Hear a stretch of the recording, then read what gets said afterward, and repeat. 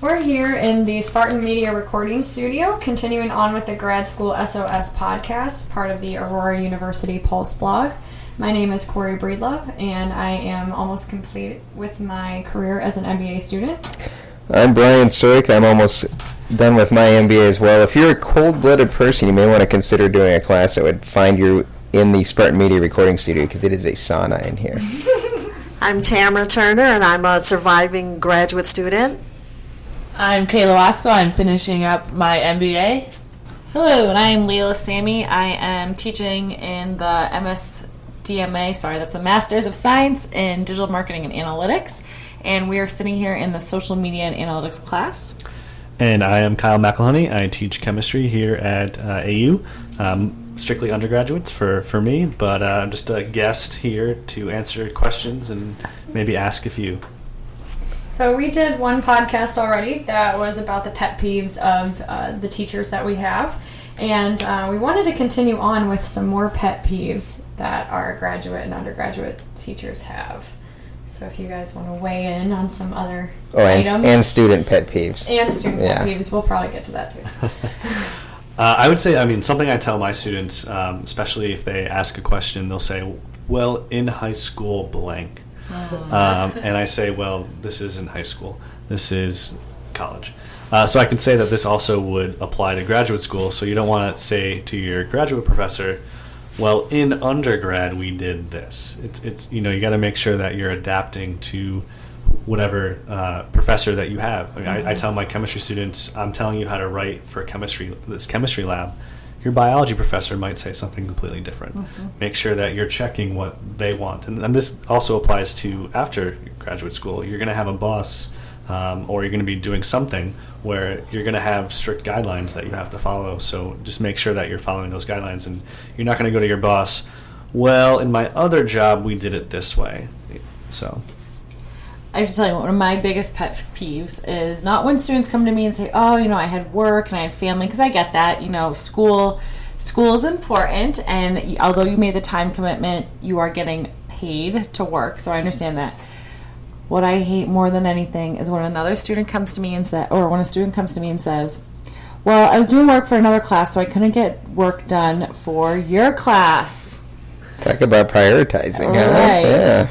And even if you couldn't, don't tell me that. Why is that much more important than the stuff I'm telling you to do or asking you to do? Yeah, it's basically saying your class isn't as important as the other classes I'm taking. Do you ask them what the other class is? Because maybe it's a really important class. What I do is I say, why? I straight up say to them, why is their class much more important than my class? What's the reason? Yeah. And then they're like, duh. Yeah.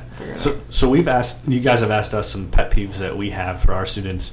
Is there anything that you were expecting us to say, or that you have a pet peeve of your professors? Ooh, that's a good one. Oh, I thought that it would definitely be when my students are on Facebook the entire class. I mean, maybe that's just a pet peeve of me more than it is of you guys. Maybe they don't. Maybe they're doing it, covering it up so well you're not noticing it. No, your professor notices when you're on Facebook.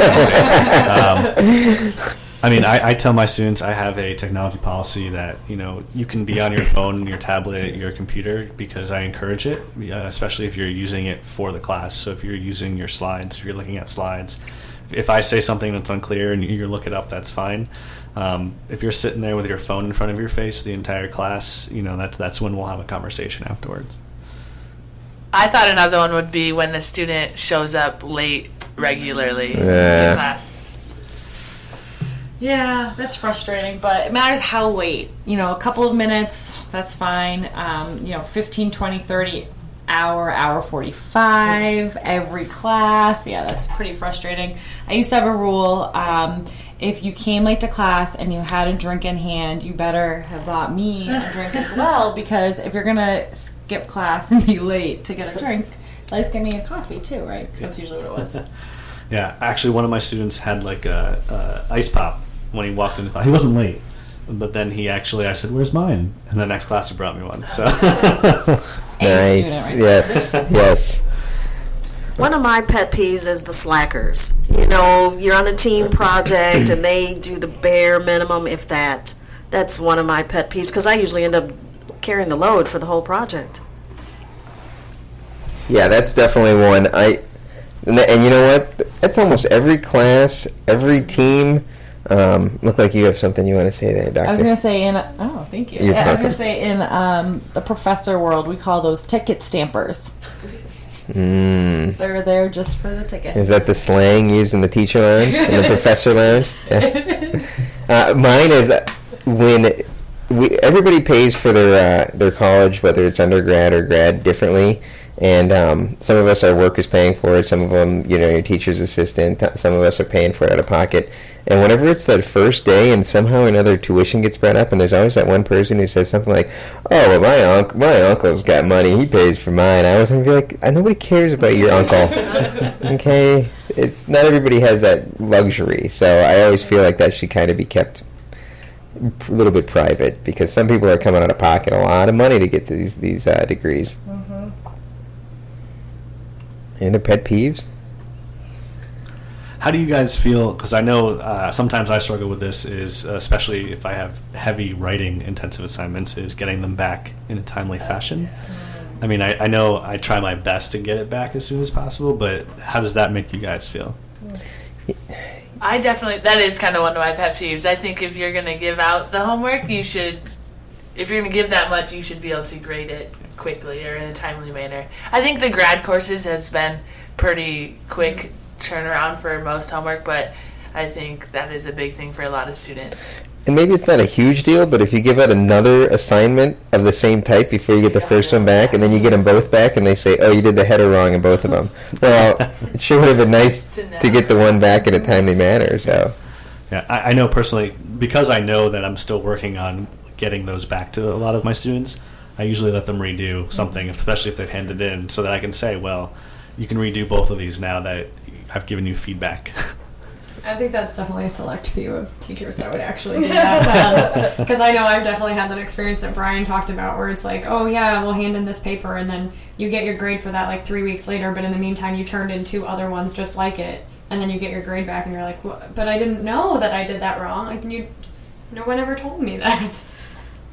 What do you think about students that hand in late assignments?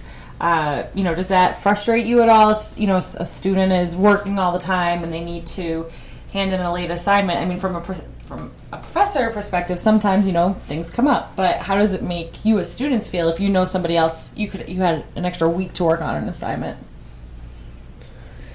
I think it depends on the situation. I mean, I think if it's somebody that literally every assignment they turn it in late and you have to continually get it in on time, why is it always an exception every single time? But I mean, there are going to be things that come up, like you're traveling for work or you had something happen with your family that you just can't get that assignment in on time, and you understand when that happens.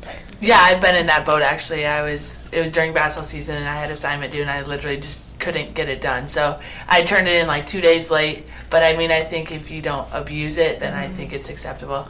Yeah. And you almost want to start to rat them out. Like after you've been in enough of these classes and you know the people, you're like, great, he's in my class again, and he shows up late every day and no coffee. Turning it, no coffee. No, always showing up late with the coffee or with the full meal. And I'm with you. I'm like, what are you doing? You have time to stop at Burger King and pick yourself up dinner?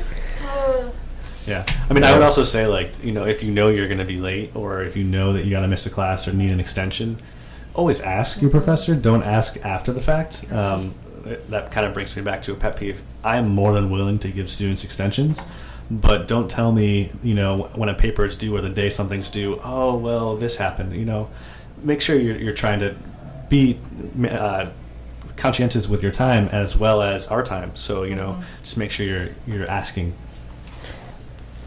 And asking, not telling. Yeah. That's a big thing. And you can tell in a nice way, but to be like, I need this, or, you don't need anything. You want it, right? So just be respectful. Yeah, correct. What's the closest to a deadline you've ever had somebody say, hey, I need an extension on this? No. After the deadline? Oh, I guess that makes sense, yeah.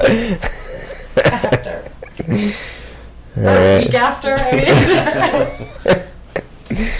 All right. Any other pet peeves you guys can think of? No. I'm sure there's a whole lot of them. And that's a whole other podcast. Yeah. I just want to say, it's funny real quick, sorry.